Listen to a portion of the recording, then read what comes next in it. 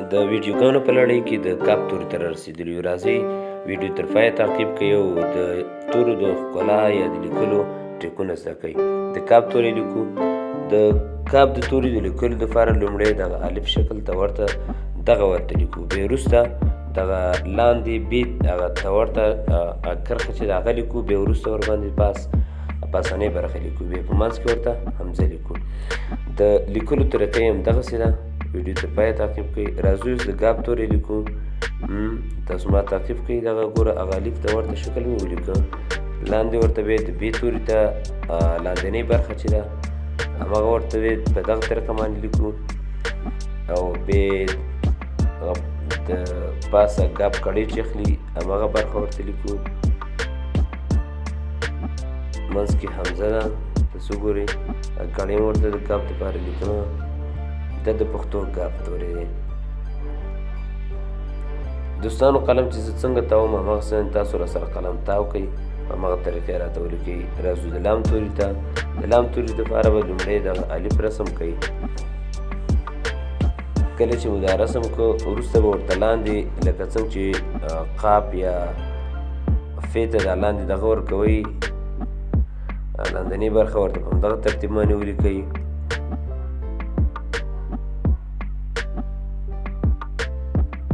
دا د لام توری شو.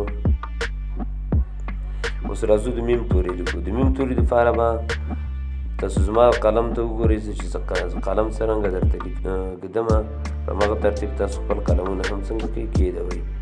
ګورئ راځئ کله چې میم دغه شانې تاو کړئ د هغه وروسته بیا د وروستۍ برخې کې دغه الف شکل دغه ورته رسم کړئ.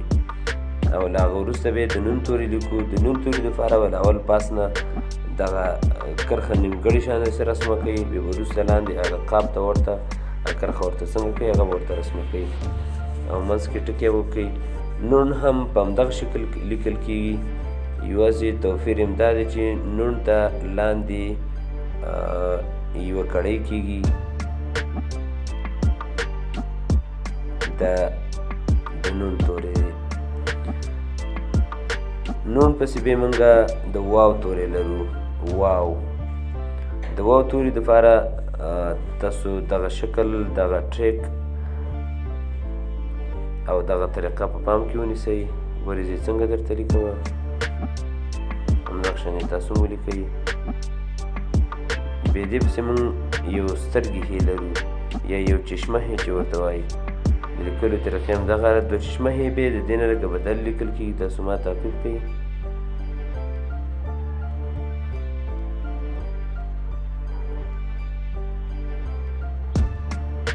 دا دوه چشمه هې شوه. بیا دې پسې موږ د حمزه توری لیکو. کله ناکله د پښتو کلماتو په لیکلو کې د حمزه په نامه باندې یو توری هم راځي. راځو د یا توري ته. یاګانې پښتو کې موږ 5 یاګانې لرو. په دې خاطر درته زه ټولې یاګانې لیکمه تر څو تمرین یې کوئ او ټولې یاګانې په ښکلي شکل سره ولیکلی شي.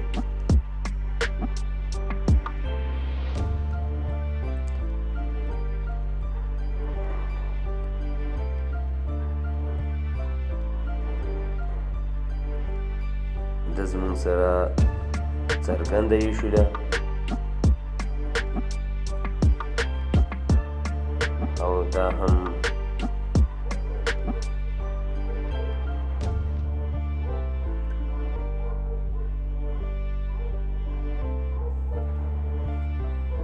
اوږده یې ورته موږ وایو. په اصطلاح باندې ښکته زور کوي په دې خاطر اوږده یې ورته وایو. او دا نو بیا امریه یې ده.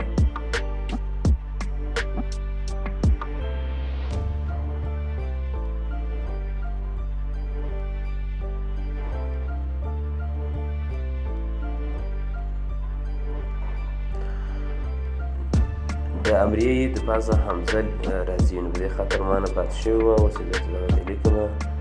او دا وروستی زموږ سره مؤنثه یې هم ورته وایو لکه اداره یې هم ورته ویل کېږي.